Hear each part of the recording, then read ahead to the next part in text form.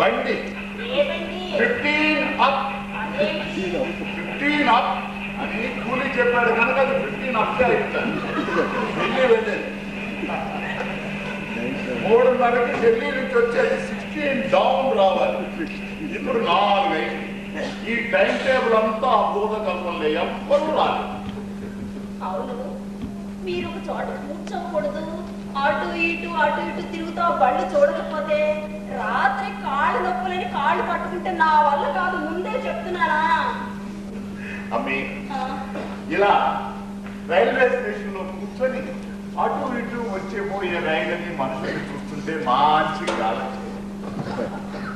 ఆ 15 అప్ చూడు, ఈ దిక్కుమాల స్టేషన్ లో ఆగకూడదు కానీ ఏం చేసిన పాపం ఎర్రజెండా ఖడేరా కపీమని అయిపోయింది. మన కోసం ఎవరు రారనిపిస్తుంది. అనవసరంగా ఎదురు చూస్తున్నాను నేను. అదే కాదు, అసలు ఏదో జరిగి ఉంటుందండి.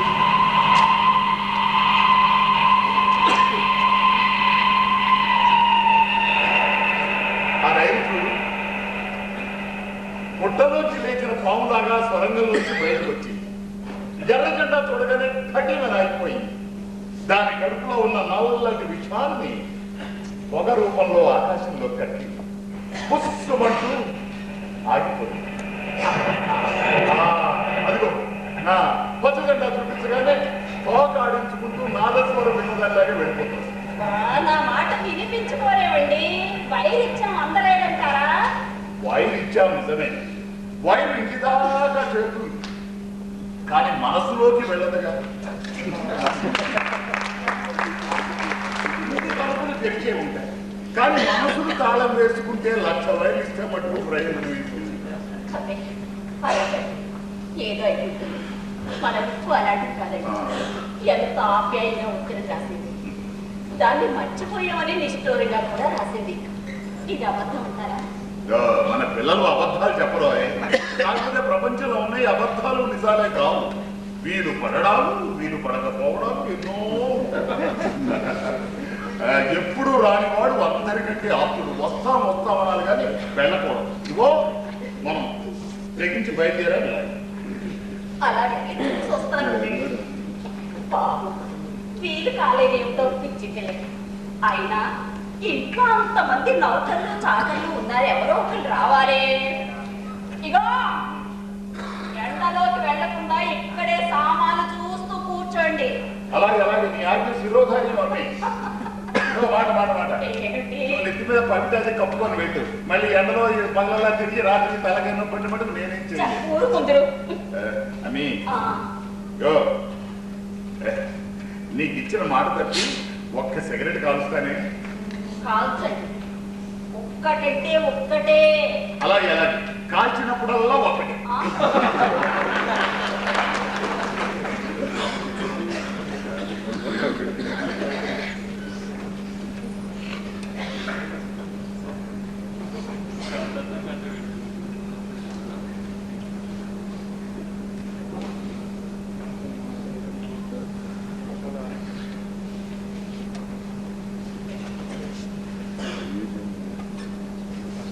అల్లరి పిల్ల, దొంగ, సైతాన్, ఎందుకే నన్ను అలా ఆట పట్టిస్తావు? నేను చూస్తే నాకు ఏమీ తోచదు. ఎందుకు ఇప్పుడైనా చేసి ఎందుకు అలా పిట్టిన పిటికలు చూస్తావు? నుంచోని నన్ను ఆట ఎందుకు పట్టిస్తావు? ఆ పిటికలోంచి ఆట పడిపోతా. చాలు బాబు, నీకోసం నీకు ఇష్టాన్ని చాక్లెట్ పట్టుకొచ్చాను. చాక్లెట్ ఇస్తానే. చాక్లెట్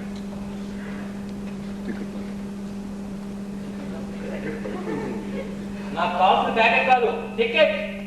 ఓహో, మీరు టికెట్ కలెక్టర్ కదా. చాక్లెట్ ఇస్తే తీసుకోరు. టికెట్ తప్ప ఏది ఇచ్చో తీసుకోను. చాక్లెట్ అయితే అసలు తీసుకోను.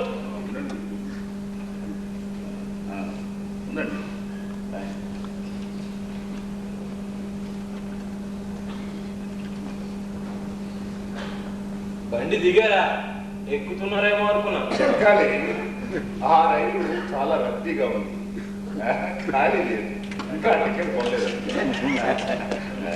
అవును టికెట్ కలెక్టర్ గారు, ఆ ప్రాజెక్టు ఆ డ్యామ్ అది ఎంత దూరం? అక్కడ మా అల్లుడు కమలాకర్ రావు ఉన్నాడు. ఎవరు? ఇంజనీర్ కమలాకర్ రావు గారా? మీకు తెలుసా ఆయన? తెలుసా? ఆయన పెద్ద ఇంజనీర్ కదండి. క్షమించండి, ఎవరో అనుకుని అలా మాట్లాడారు. కారు పంపించి ఉండాలి. వాళ్ళు వస్తారని మీకు మీరు కూర్చోండి అట్లా, నేను ఫోన్ చేసి వస్తాను. అలాగే. కారు పంపించుకున్నాం, ఏదో పొరపాటు జరిగింది. పొరపాటు అంటే అలాంటి ఇలాంటి పొరపాటు కాదు. భవబంధాల ఘటనలో రాజారావు చివరి క్షణాలు గుర్తున్నాయా? అంత పెద్ద పొరపాటు. ఆ చక్కావాణి ఏం చేసినా పాపం లేదు. అప్పగారు నమస్కారం, నా పేరు బాలాజీ. 1000 వర్షులు ఏడుకొండల బాలాజీ. నువ్వు ఇంజనీర్ కదా వచ్చావా? అవునండి. తాతయ్య గారు వెళ్ళొస్తాను, చక్రతగా తీసుకుని వెళ్ళి. ఈ శాలరీ ఎక్కడ దొరికింది? బయట టీ తాగుతున్నాడు. గురువు గారు, అమ్మగారి గారు అయ్యగారితో ఆఫీస్కి వెళ్ళాల్సి వచ్చింది. ఎవరో త్వరట డ్యామ్ చూడడానికి వచ్చారు. మీకోసం జీపు తీసుకెళ్ళమని నాకు చెప్పారు, కానీ సమయానికి జీపుకి జబ్బు చేసింది. దాంతో జగ్గా పట్టుకుని బయలుదేరారు. ఆ గుర్రం గుడ్డిది, వాడు ముసలాడు. గుర్రం దాంట్లో పడుకుని పోయింది. దాన్ని లేపేటప్పటికి చక్రం కూడా వచ్చింది. చర్చి చేయి ఇక్కడికి చేరాం. టీ తాగుతుంటే అమ్మగారు కనిపించారు. మొత్తానికి సముద్రాలు దాటి అమెరికా అని కనుక్కున్న కొలంబస్ కంటే ఎక్కువ శ్రమపడ్డావా? సరే కానీ ఏ కంపెనీలో పనిచేసేవాడివి? నటుడిని ఇంకొక నటుడే పట్టుకోవాలి. మొట్టమొదట నేను మోతేవారి కంపెనీలో ఉన్నాను. ఏం చేసేవాడివి? చేసింది గడిడి తిప్పడమే అనుకోండి. కానీ అప్పుడప్పుడు చిన్న చిన్న వేషాలు వేసేవాడిని కదా. చివరికి కంపెనీలన్నీ మూతపడ్డాక కబాలేశ్వర కంపెనీలో హీరో వేషాలు వేసేవాడు. ప్రస్తుతం ఈ ఊళ్ళో హ్యామ్లెట్ అమ్మా తెలుగులో వేస్తున్నారు. అందులో ప్రేతాన్ని, అంటే అదే హ్యామ్లెట్ తండ్రి. హ్యామ్లెట్ తండ్రి ప్రేతం వేషం, సరైన వేషం. సరే కానీ ప్రేతం గారు, ఇప్పుడు ఇక్కడ సంచార వ్యవస్థ యావత్తు స్తంభించిపోయింది కదా, మనకింటికి చేరదు కదా. అదే మన కారు వచ్చినట్టు ఉండండి, చూస్తారు అమ్మగారు వచ్చినట్టు. అమ్మా అమ్మా అమ్మా. ఓ నాన్న, ఎక్స్క్యూజ్ మీ. అమ్మ తర్వాతే నాన్న. అదేంటి ఇలా చిక్కుపోయావు? అమ్మరే, అంటే ఉందట గారు, పగలు ఆకులు తిని రాత్రి కూడా గాలి భోంచేస్తుంది. అబ్బా అవన్నీ ఇప్పుడు ఎందుకు లేదు. బాలాజీ, సామాన్లన్నీ తీసుకెళ్లి బండ్లో సర్దించే. బాలాజీ, బండి పెట్రోల్ కోసం వెళ్ళింది, వస్తే లాభం వెళుతుంది. ఇప్పుడు వచ్చిన తొందర ఏమిలే నాయన, ఇప్పటికి వచ్చి 2 గంటలు అయ్యింది. అది కాదు నాన్న, మీరు ఇచ్చిన వైరు పొద్దున్న 10కి అందింది. ఆ తర్వాత అందులో ఇచ్చిన వైరు అయింది. దానికి కూడా ఈరోజు పొద్దునే రెస్టారెంట్ ఇంటికి వాళ్ళకి క్లబ్లోకి తీర్పిచ్చాం. ఇంకా ఏం చూస్తున్నాం? సామాన్ తీసుకెళ్లి బండ్లో సర్దించమని చెప్పానా? బండి పెట్రోల్ వెళ్ళిందమ్మా. ఆ ప్రాణానికి బాధ చెప్పుడు.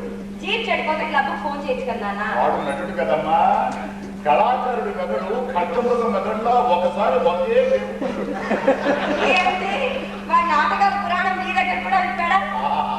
మీ హ్యామ్లెట్ నాటకం దాకా అంతా చెప్పాడు.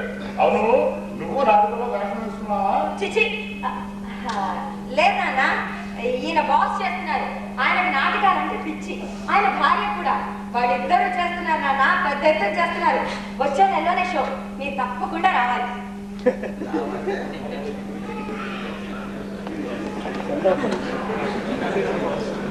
తప్పకుండా రావాలా? ఎక్కడి నుంచి? హైదరాబాద్ నుంచి. హైదరాబాద్ నుంచా? అదే నాన్న, నందు అన్నని కూడా పిలుద్దాం అనుకుంటుంటే. నేను తిరిగి నందు అన్నయ్య దగ్గరికి వెళ్తానని ఎవరు చెప్పారు? ఒక వారం రోజులు ఉంచుకొని పంపేయమని అన్నయ్య వైర్ ఇచ్చాడు. అయితే ఏమి నాన్న? ఏం లేదు, మేము ఇక్కడే ఉండదలుచుకున్నాం. ఎప్పటికీ? ఎప్పటికీనా? ఎప్పటికీ అంటే కంగారు పడకు, బతుకున్నంత. అదే నాన్న, ఆయన కంగారు ఎందుకు? ఏమిటి ముఖం చూస్తే నాకు అలా అదే కంగారు ఎందుకు కాదు, అన్నయ్య ఏమంటాడో అని. ఏమి అన్నాడు? అదుగా నీకు పెద్దదేనా? ఓ చాలా పెద్దది. పిల్లలు ఎక్కడ ఉన్నారు? ఇద్దరు దృష్టిలో చూస్తున్నారు. చూసారా? మరి పిల్లలు లేని ఇల్లు దాని ఇల్లేనా? నాన్న, ఈ బాలాజీ ఒక్కడు 10 మంది పిల్లలు పెట్టు. అరే మాటల్లో దండల విషయం మర్చిపోయి చూసారా? ఏదది